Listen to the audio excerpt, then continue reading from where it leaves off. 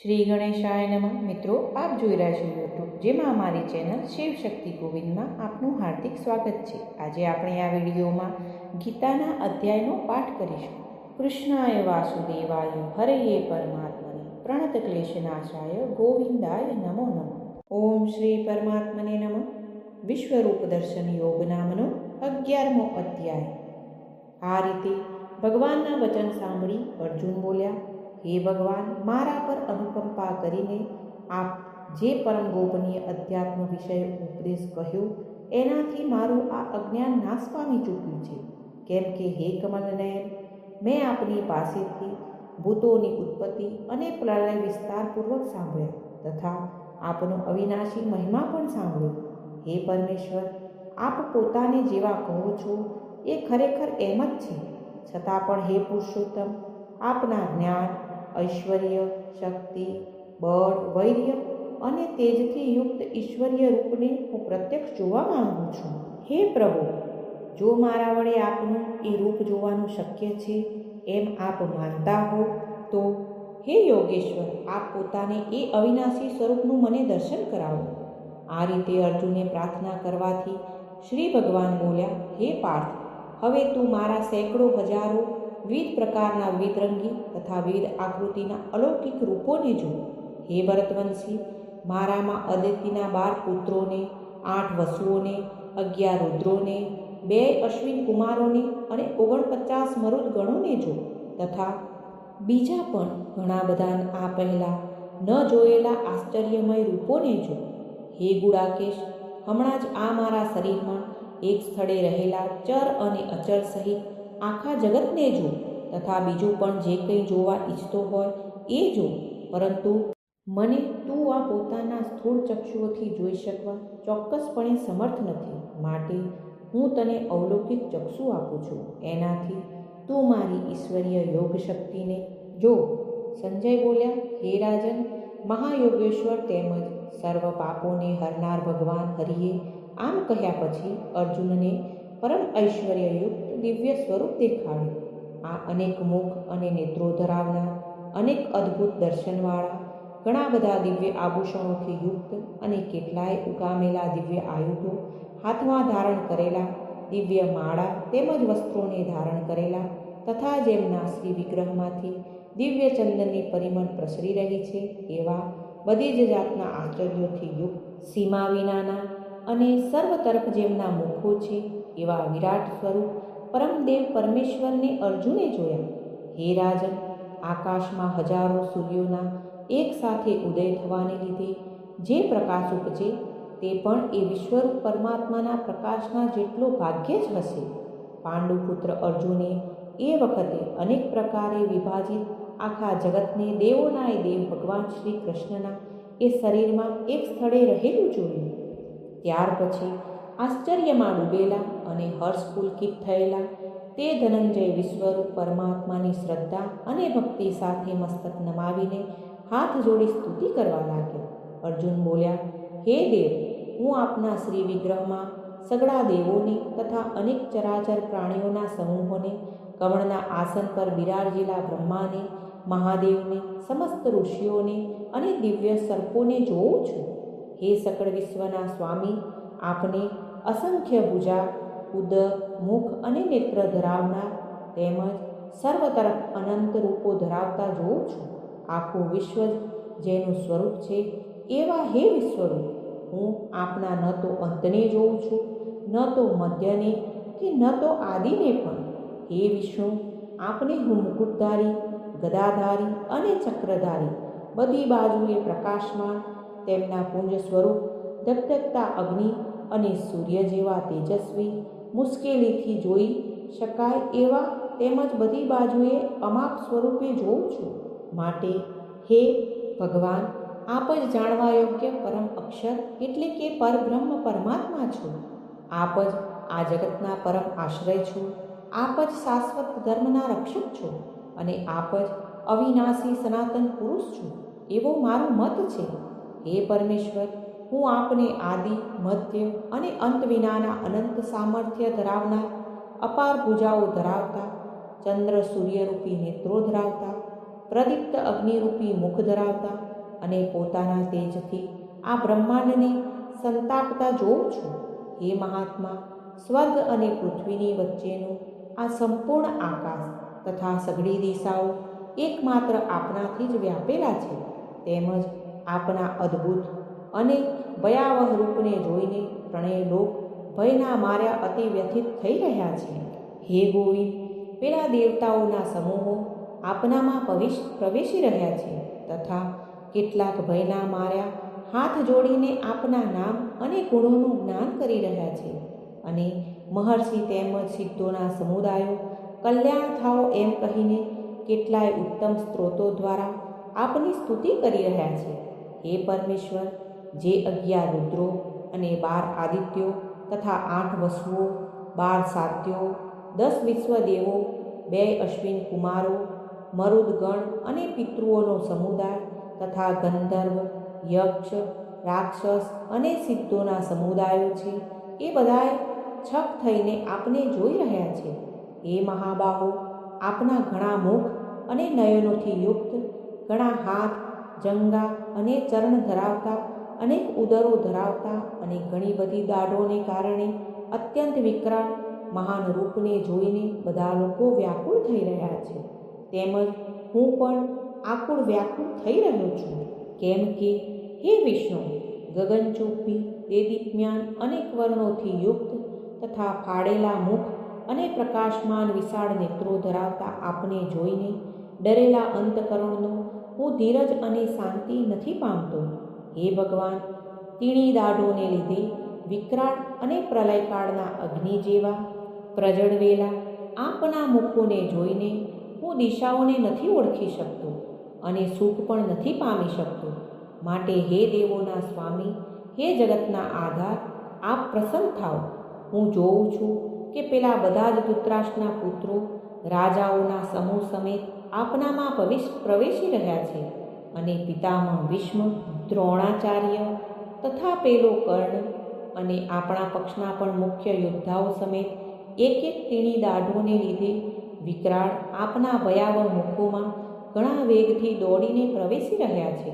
અને કેટલાક તો ભૂક્કો થયેલા માથા સહિત આપના દાંતોની વચ્ચે ભીસાયેલા દેખાઈ રહ્યા છે.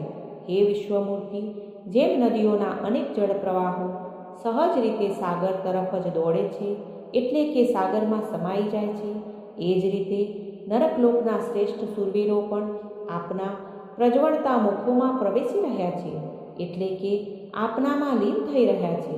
અથવા જેમ પતંગિયા મોહને વશ થઈ નષ્ટ થવા માટે પ્રજ્વલિત અગ્નિમાં ઘણા વેગથી ઉડતા ઉડતા જાતે જ પ્રવેશતા હોય છે, એમ આ સર્વે પણ પોતાના નાશને માટે આપના મુખોમાં અતિ વેગથી જાતે જ પ્રવેશી રહ્યા છે.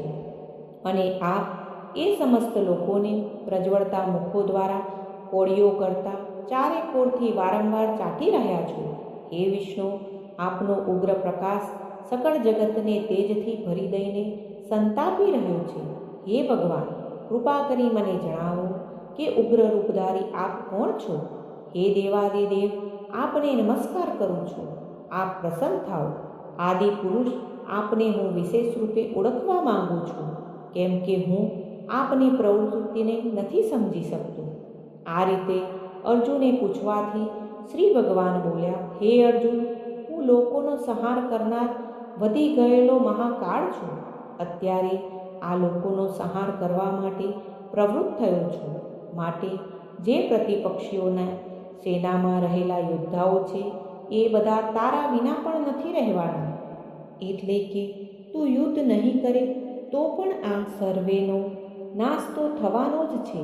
માટે તું ઊભો થા, યશ મેળવ અને શત્રુઓને જીતીને ધન ધાન્યથી સમૃદ્ધ રાજ્યને ભોગવ. આ સર્વે શૂરવીરો પહેલેથી જ મારા વડે હણાયેલા છે. હે સવ્યસાચી, તું તો કેવળ નિમિત્ત માત્ર થા. અને આ દ્રોણાચાર્ય, ભીષ્મ પિતામહ, જયદ્રથ, કર્ણ તથા બીજા પણ ઘણા બધા મારા વડે હણાયેલા શૂરવીર યોદ્ધાઓને તું હણ. ભય રાખીશ માં. ચોક્કસ તું યુદ્ધમાં વૈરીઓને જીતીશ, માટે યુદ્ધ કર. તે પછી સંજય બોલ્યા, હે રાજન, શ્રી હરિકેશવના આ વચનને સાંભળીને કિરીટ અર્જુન હાથ જોડી થરથર કાપતા નમસ્કાર કરીને ફરીથી ઘણા બીતા પ્રણામ કરીને ભગવાન શ્રી કૃષ્ણની ગદગદ વાણીથી સ્તુતિ કરવા લાગ્યા.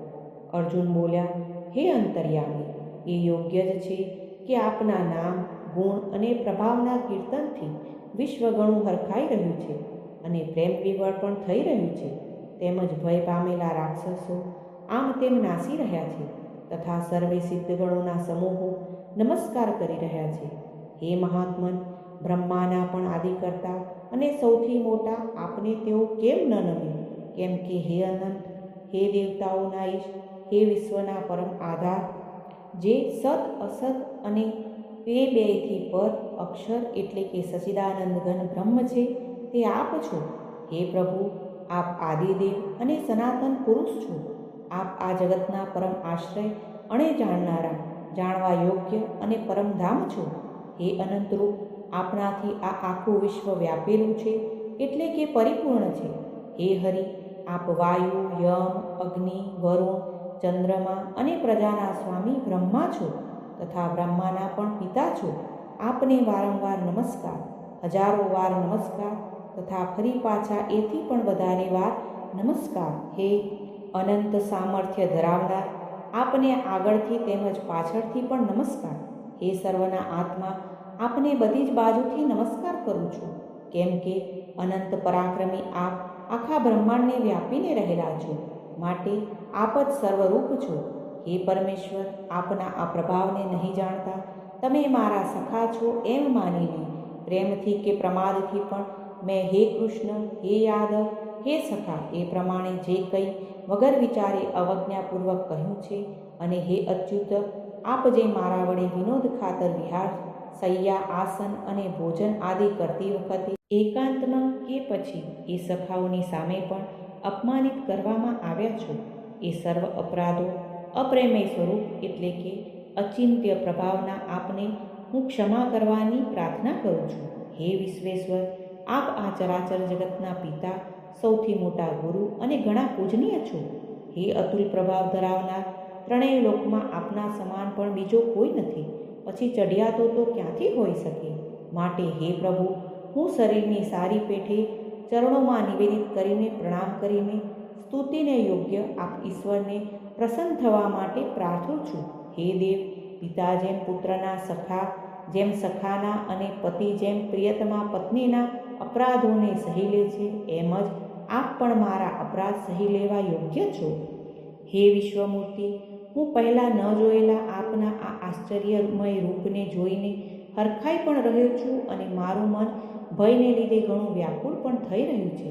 માટે આપ પોતાનું પેલું ચતુર્ભુજ વિષ્ણુ રૂપ જ મને દર્શાવો.